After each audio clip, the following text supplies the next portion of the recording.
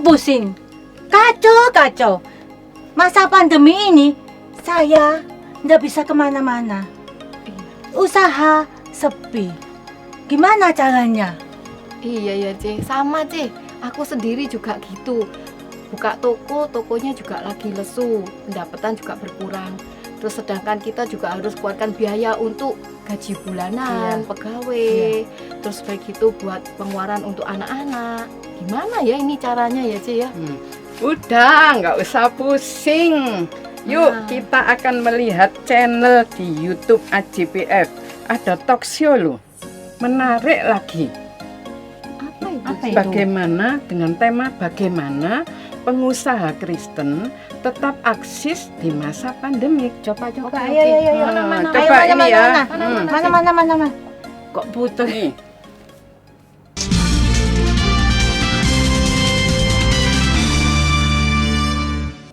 Shalom, berjumpa dengan kami Komisi AJPF GSCA Ebenezer Surabaya dalam acara talk show dengan tema bagaimana seorang pengusaha Kristen bisa tetap eksis di masa pandemik ini.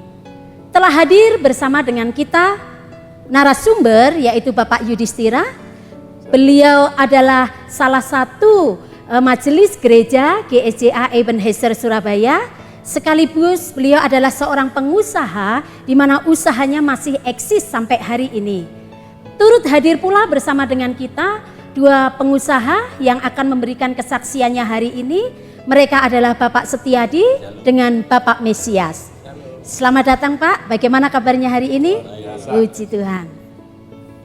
Sesuai dengan tema talkshow kita malam hari ini Pak, Indonesia saat ini atau bahkan seluruh negara-negara yang ada di dunia ini sedang dilanda pandemi COVID-19. Kira-kira sebagai seorang pengusaha dalam situasi seperti ini, pandemik ini yang membawa pengaruh perubahan dalam segala hal khususnya perubahan sosial dan ekonomi, langkah-langkah apa yang Bapak lakukan menghadapi masa pandemik seperti ini? Baik Bu Devi, jadi kalau pertanyaan Bu Devi itu langkah apa yang terpenting yang harus pengusaha Kristen ambil pada saat krisis seperti ini, ada dua Bu Devi. Yang pertama adalah jaga iman kita dengan benar di hadapan Tuhan, dan yang kedua jaga kesehatan juga dengan benar. Itu dua langkah yang paling penting. Jaga iman yang seperti apa ya Pak ya? Ini Bu Devi, ada sebagian dari kita itu yang salah dalam mempersepsikan tentang iman. Iman itu bukan berarti pasrah. Contohnya begini Bu Devi, misalkan ya, saya pengusaha dengan memiliki iman yang pasrah ya. Kondisinya seperti sekarang ini banyak orang bangkrut, saya sendiri juga jatuh, sudah mau PHK karyawan ya udah PHK aja lah, kan memang ini kehendak Tuhan. Iman nggak seperti itu Bu Devi? Berarti nggak boleh pasrah dengan keadaan boleh. ya Pak ya? Tetapi juga bukan berarti iman itu sebaliknya bahwa kita memaksakan kehendak, itu juga nggak benar juga. Berbicara tentang memaksakan kehendak Pak, nggak bisa memaksakan kehendak sekalipun mungkin menurut kita tanda kutip kehendak itu baik, nggak bisa ya Pak ya memaksakan ya. Jadi begini, pemaparannya begini Bu Devi. Dalam kalangan pengusaha itu pasti kita mengenal apa yang namanya forecast. Forecast itu adalah perencanaan. Jadi apa yang akan kita buat 3 bulan ke depan, apa yang kita buat tahun depan, bahkan untuk perusahaan-perusahaan besar, itu sampai 5 tahun ke depan, itu kita sudah bikin forecast-nya. Benar ya Pak Setiadi ya? Pak Mesias betul kan? Ya. Nah, apabila kita sebagai pengusaha Kristen itu terpaku dalam hal forecast, apabila sampai apa yang kita rancangkan, kita rencanakan ternyata gagal, lalu kita menyalahkan Tuhan, itu salah. Nggak bisa seperti itu. Dan pada posisi seperti sekarang ini, hampir seluruh pengusaha pasti perencanaannya kacau terkena dampak krisis ini, Bu Devi. Ya, seperti itu. Kemudian kalau masalah kesehatan Pak, menjaga kesehatan di masa pandemi seperti ini sejauh mana kita harus menjaga kesehatan gitu? Nah, begini Bu Devi, menjaga kesehatan itu kenapa saya bilang satu di antara dua langkah yang paling penting. Karena pengusaha, terutama pengusaha yang middle low, itu biasanya dia sebagai owner, dia juga berfungsi sebagai pengambil keputusan, making decision. Nah, apabila dia seorang owner dan dia seorang pengambil keputusan, bisa dibayangkan kan kalau misalkan sampai dianya sakit, apa yang terjadi dengan perusahaannya? Pasti juga ikut berhenti. Apa yang terjadi dengan nasib karyawannya? PHK, seperti tadi Bu Devi bilang, ya kan banyak yang di PHK, banyak yang sampai terpuruk, ya seperti itu. Jadi kesehatan itu sangat penting, tetapi ada satu note yang harus saya sampaikan Bu Devi, bahwa kita dalam menjaga kesehatan, itu jangan sampai kita seperti orang yang nggak punya iman. Takutnya luar biasa. Saya melihat beberapa kasus ya, ini ada salah satu orang tua teman saya sendiri, bukan orang GSIA, bukan. Dia saking takutnya tidak berani keluar dari rumah mulai dari bulan 2 sampai dengan bulan 7. Semua disterilkan. Sampai-sampai dia dibelikan sama anaknya, teman saya ini ya, ultraviolet. Jadi kalau ada kiriman-kiriman barang online itu di ultraviolet. Yang terjadi Bu Devi, barusan sekitar 3 minggu yang lalu meninggal. Terkena COVID. Ini orang tuanya ini ya. Itu berarti menjaga kesehatan dengan beriman itu mesti bareng Ya, sama-sama mesti ya balance. Pak ya. Jadi gini, kita jangan sampai seperti orang nggak punya iman. Ya. Kan kita tahu ya bahwa hidup itu untuk Kristus, mati adalah keuntungan. Tapi kena corona aja sembunyinya takutnya luar biasa Bu Devi, ya kan? Nah, tapi juga jangan sebaliknya. Oh, saya punya Tuhan Yesus yang luar biasa, maka saya ngawur hidup saya. Nggak bisa seperti itu Bu Devi. Nggak boleh sembrono Ya. juga ya Pak ya. Kita harus balance. Contohnya kayak kita ya. Kita masih keluar ini Bu Devi, kita ke gereja, kita bikin talk show, ya kan? Kita nggak takut, ya kan? Tapi kita juga nggak ngawur. Ya. Saya duduknya sama Bu Devi, lihat jaraknya 1,5 meter. Saya dengan Pak Astiaji, Pak Mesias juga 1,5 meter. Ya ini yang disebut bahwa kita jaga kesehatan dengan baik dan benar, Bu Devi. Demikianlah Bapak Ibu, 2 langkah yang diberikan narasumber pada hari ini untuk menghadapi masa pandemik. 1, tetap jaga iman, yang kedua jaga kesehatan. Bapak Ibu terus ikuti tayangan ini karena di akhir acara akan ada kuis dengan hadiah 1 buah oven.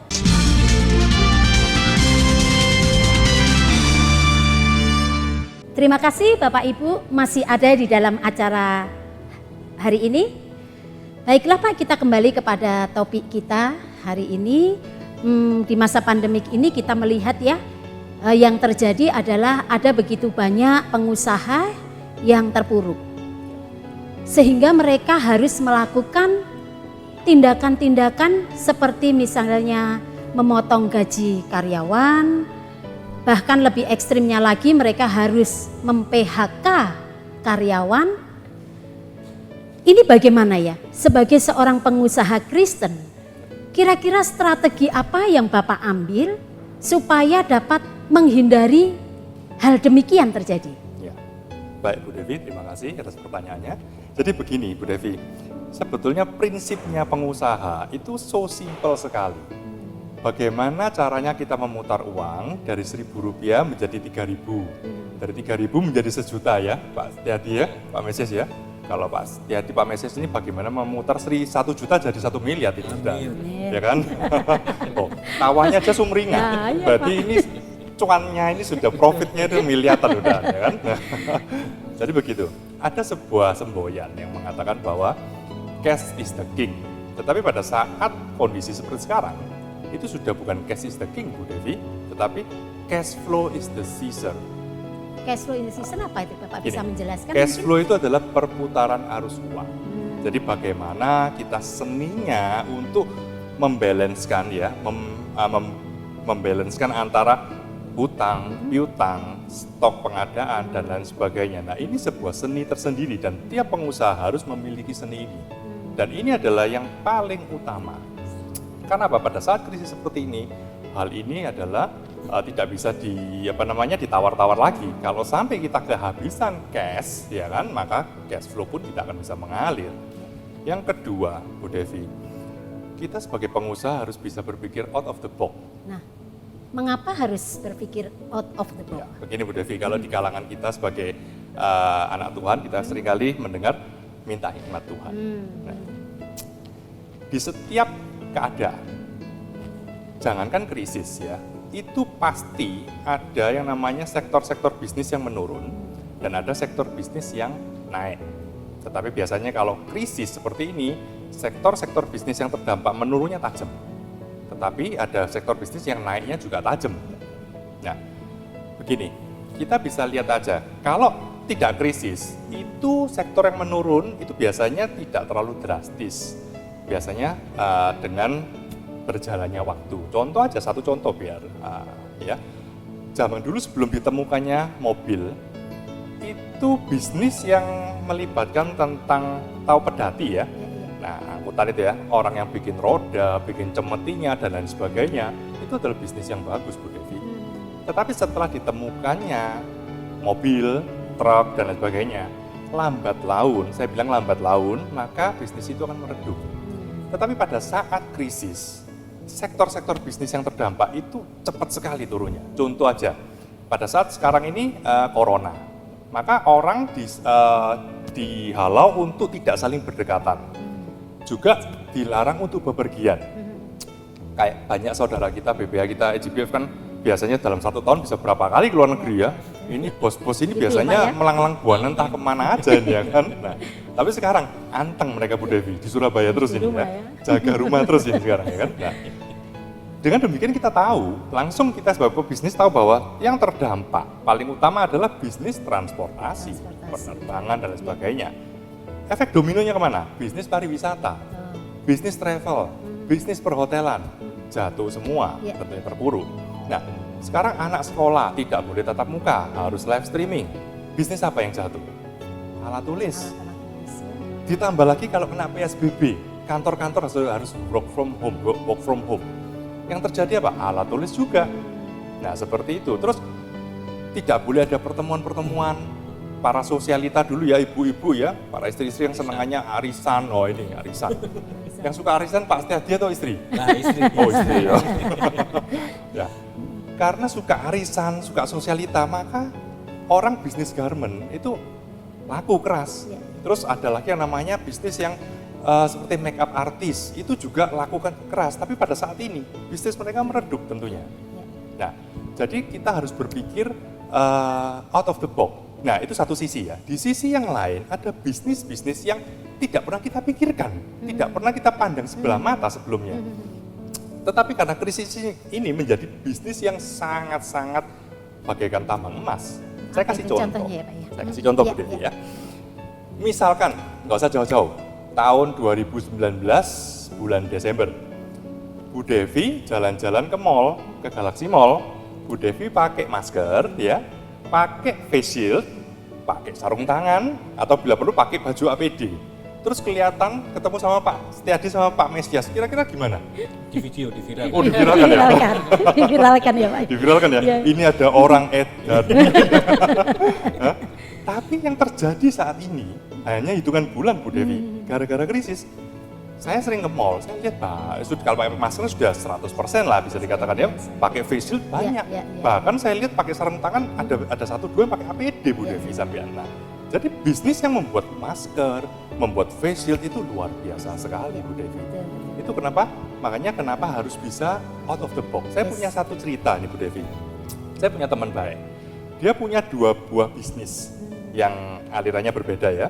Yang satu itu dia bisnis resto and cafe. Saya nggak sebutkan namanya ya karena saya belum minta izin dia untuk disaksikan karena ini kan multimedia.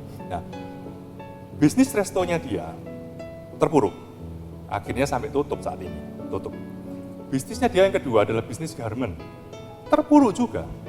Tetapi dia sebagai seorang pengusaha yang berpikir out of the box, Bu Devi. Saat ini dia mengalihkan bisnis garmentnya. Itu dia produksi ya, nggak sekedar, kalau dulu kan hanya bikin kaos ya, yang fancy, yang bagus mungkin ya, tetapi dia tambahin dengan masker. Jadi misalkan kalau kaosnya itu ada gambarnya Mickey Mouse, maskernya juga ada gambar Mickey Mouse, dan itu tetap laku sampai saat ini. Terus dia juga memanfaatkan daripada kebijakan-kebijakan pemerintah, di mana pemerintah kan menggelontorkan APBN untuk kesehatan besar sekali Bu Devi. Dia produksi baju APD. Nah, terus juga dia saat ini mengambil momen peluang yang sangat bagus saat ini Bu Devi, dalam 2 bulan ini yang berhubungan dengan sepeda Bu Devi. Aduh, itu luar biasa, semua jadi uang Bu Devi. Ya, apapun yang berhubungan dengan sepeda itu jadi uang. Dan teman saya ini bikin jersey itu seragamnya orang sepedaan. Wih, luar biasa. Bahkan yang luar biasanya Bu Devi, karyawannya dia yang di resto tersebut tidak di PHK. Walaupun restonya tutup, tapi ditarik ke garmennya ini. Menjadi berkat kan? Ya. Dia menjadi seorang pengusaha yang menjadi berkat. Betul. Tetapi Bu Devi itu kan pengusaha teman saya itu adalah pengusaha Kristen yang bukan GSJA. Ya. Tapi jangan berkecil hati Bu Devi, di GSJA ini pun banyak pengusaha yang luar biasa. Makanya saya bawa ini punggawa-punggawanya GBF. Ya. Jenderal-jenderalnya GBF ini bisnisnya juga luar biasa. Sampai detik ini mereka survive dan berkembang.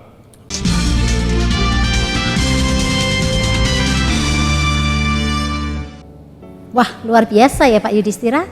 Kalau gitu kita akan dengarkan kesaksian mereka ya. Mari Pak Setiadi dulu mungkin kita akan mendengar kesaksiannya. Ya, Shalom. Ya, dalam masa pandemi ini kebetulan juga dari pemerintahan itu di bidang usaha saya masih belum ada kayak PSBB, penutupan atau apa sih. Cuma memang ada kendala di dalam masa pandemi ini. Kalau masalah cash flow itu ya kita harus pintar-pintarnya kita lah. Kita ya potong hal-hal yang tidak perlu, jadi segala kebijakan yang tidak perlu kita potong apa adanya. Jadi sehingga kita bisa memperpanjang usaha dan juga untuk pembayaran gaji pegawai dan juga bulanan, biaya-biaya bulanan serta ataupun cicilan-cicilan yang ada. Ya begitu Bu. Ya, jadi mesti bijak-bijak mengatur. Inilah yang namanya seni mengatur cash flow ya Pak ya. Oke. Puji Tuhan ya Pak ya bisa mengaturnya dengan baik. Sangat menarik tadi kesaksian dari Bapak Setiadi. Lalu bagaimana dengan Pak Mesias? Mungkin bisa memberikan kesaksiannya tentang usaha di masa pandemik ini. Saya saat ini lebih fokus ke dua hal. Yang pertama fokus untuk melebarkan sayap. Maksudnya seperti gini. Daerah-daerah yang sebelumnya belum tersentuh, yang belum jadi customer kita tawarin. Kita cari customer baru. Yang kedua, kita fokus untuk memperbanyak item dengan item-item yang sekarang lagi booming, yang lagi dibutuhkan, seperti bercocok tanam, bersepeda. Dengan item-item yang lagi booming ini, itu bisa menutupi item-item yang lama yang omsetnya menurun. Jadi keseluruhan omsetnya relatif stabil dengan item-item yang baru ini. Dibutuhkan pengusaha yang jeli melihat peluang dan segera menangkapnya, betul, begitu ya Pak betul, ya? Bu Devi. Jadi kalau dari kesaksian Pak Setiadi ini dia menyaksikan bagaimana dia mengatur cash flow-nya sehingga dia bisa survive dan bisa melewati kondisi krisis seperti ini, ya kan? Nah, tetapi kalau seperti Pak Mesias ini luar biasa sekali. Sebetulnya dia hampir sama yang dia lakukan dengan apa yang saya lakukan di perusahaan saya. Jadi dia melebarkan sayap ke kiri dan ke kanan, ya kan? Dan kalau kena dampak, pasti semua pengusaha pasti akan kena dampaknya, betul kan Pak Mesias ya? Tetapi kita, seperti tadi yang saya sampaikan, bahwa kita harus berpikir out of the box. Jadi kalau Pak Mesias ini bilang bahwa dia pandai sekali memanfaatkan momen apa yang ada saat ini. Iya, iya. Bersepeda ya, kira-kira jualan apa Pak Mesias? Sepeda? Jualan sepedanya ya. Wah, Jadi luar kalau cari sepeda di Pak biasa, Mesias Pak. nggak usah Sekarang ini jauh-jauh. sepeda itu kayak emas Bu Devi, Ya. betul ya. Dan Tadi saya mendengar Bapak Mesias menambah item yang sedang booming ya Pak, yang berhubungan dengan bercocok tanam. Apa saja kira-kira yang Bapak jual yang berhubungan dengan bercocok tanam ini di masa pandemi? Iya, sekarang ini kami lagi memproduksi pot bunga. Pot bunga ini sekarang lagi booming sekali. Banyak sekali orang-orang yang suka berkebun, bercocok tanam. Bahkan anak saya setelah Zoom sekolah, dia itu menanam biji-bijian di pot. Begitu suka, begitu luar biasa kalau kita. Dengan item ini yang lagi booming ini cukup membantu sekali.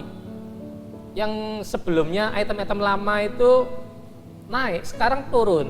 Dan sekarang ini terbantu sekali dengan pot bunga ini. Pot bunga ini bahkan sampai kalau ada orang order itu sampai menunggu 1 bulan, ya, baru bisa terkirim. Iya.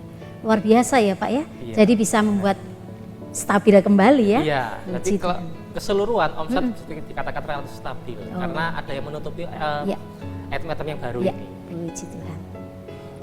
Kalau seperti saya sendiri kan, saya ada 3 perusahaan, salah satunya alat tulis terdampak Bu Devi ya kan. Tetapi ada satu perusahaan saya yang minuman kesehatan, Apa itu, Pak? Sinom. Oh, Sinom. Nah, Sinom dan Jasem itu yang bagus sekali. Nah, sebelum kondisi corona, pangsa pasar saya cuma Surabaya, jadi hanya fokusnya di Surabaya. Saat ini untuk menutupi, sama persis seperti Pak Mesias tadi, untuk menutupi turunnya dari yang ATK, alat tulis tadi, saya mengembangkan sayap untuk yang Sinom ini sampai ke Jawa Timur, Jawa Tengah, dan mulai masuk ke Jawa Barat saat ini. Luar biasa sekali kesaksian kedua sahabat kita ini. Baiklah Pak Yudhistira, Bapak Setiadi, Bapak Mesias, terima kasih buat kehadirannya hari ini di acara kita. Dan selanjutnya saya mempersilahkan Bapak Pendeta Gosal sebagai gembala dari Komisi AJBF untuk menutup acara ini dengan doa. Mari kita berdoa. Bapa di dalam surga, Tuhan Yesus Kristus, kami ucap syukur buat acara talk show hari ini. Kami percaya ini akan menjadi berkat bagi kami, juga sidang jemaat Allah Ebenezer beserta satelitnya, dan bagi para pengusaha Kristen yang menyaksikan acara talk show ini. Terima kasih Bapa, berkati kami semua. Hanya dalam nama Tuhan Yesus Kristus kami berdoa dan mengucap syukur. Amin. Sebentar lagi kita akan ada kuis. Kami mengucapkan terima kasih kepada Bapak Ibu yang sudah mengikuti acara hari ini. Kiranya acara ini bisa menjadi berkat seperti moto kami AJBF, diberkati untuk menjadi berkat. Sampai bertemu kami kembali di acara selanjutnya. Tuhan Yesus memberkati.